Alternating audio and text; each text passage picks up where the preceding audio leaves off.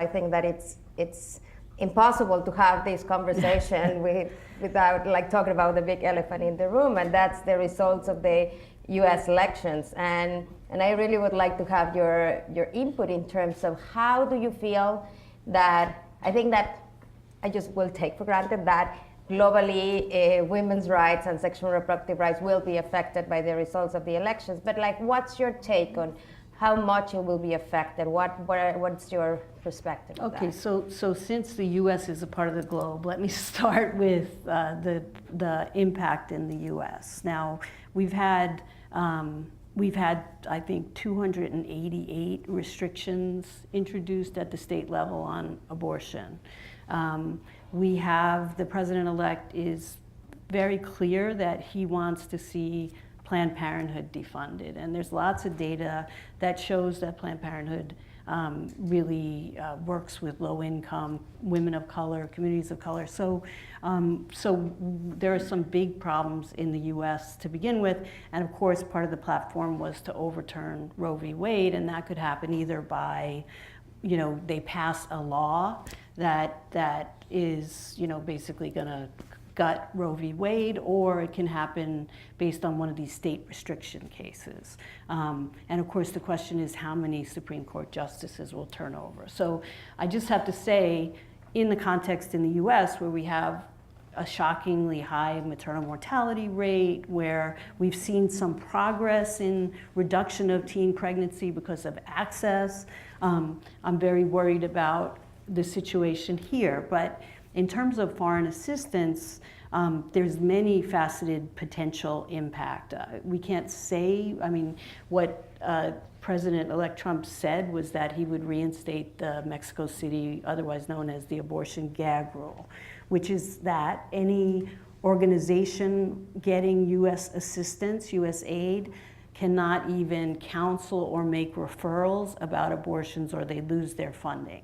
Now, this is a policy that has come and gone with different administrations. It was repealed in the last administration, but there's lots of evidence that shows that that actually just leads to a whole lot of unsafe abortion, more pregnancy, because you're cutting down, you're shutting down services that are really promoting health.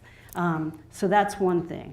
Another thing is that we see these kind of requirements of programming around abstinence and whether you can talk about sexuality, whether you can't talk about sexuality, how much you'll touch law issues. All of these things are actually impacted by the kind of political viewpoint of the leadership. Now, so that also goes to the UN. In effect, the U.S., because we're such a huge donor, we pretty much help select the head of UNICEF. That's where the Convention on the Rights of the Child and all the adolescent issues sit. We are a major donor of UNFPA, which is the agency, the global agency looking at sexual and reproductive health.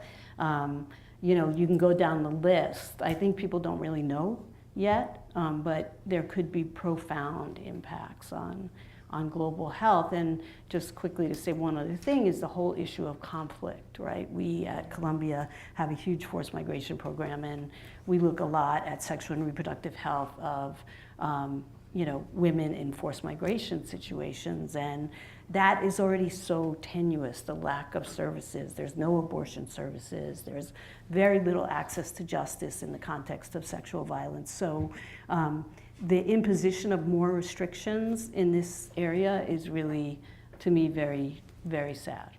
Yeah, and I think that like we're living a very kind of scary time in terms of like what's ahead of us, because this is you were mentioning the global gag rule, and for me is the U.S. has been, in general, an important donor on family planning. Even during the Bush administration, the U.S. was like providing, I think right now it's around 40% of the international funding for family planning. So there are like some countries and some organizations that without the U.S. support wouldn't be able to provide basic services, delivery services and like a family planning services.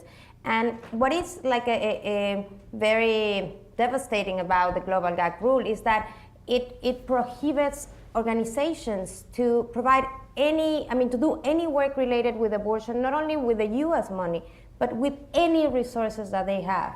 If 90% of your budget is from other sources and 10% is US, then you cannot do anything. And that anything is not even services, it's information, is referrals, and that. So that really creates a big problem for organizations that are aware, and IPPF, International Planned Parenthood, we're one of those organizations that we have clinics in the field and we're aware. Yeah.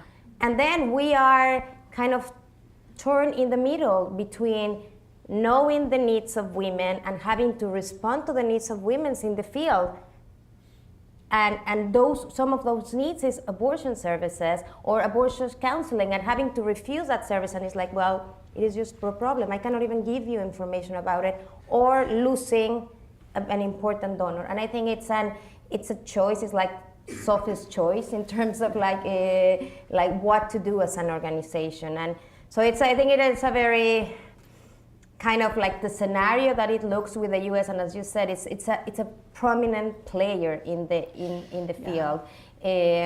I think also where abortion is legal, it's safe. Where it's illegal, it's unsafe. And I think people maybe don't realize that 50% of the deaths related to abortion are in young women, women younger than 25. So there's devastating impacts on all of this to young people, not just young people, but that is pretty prominent.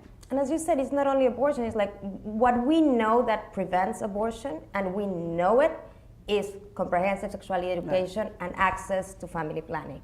And the problem is that the conservative groups, and including what it seems to be, what it will be the next US government, is not just having very, very regressive policies on abortion, it's having regressive policies in the things that we know can actually prevent abortion. It's like having abstinence-only programs and denying women access to contraceptives or emergency contraceptives, among all. So then we will increase the number of women that then will need access to some services that we won't be able to provide. So that's very scary.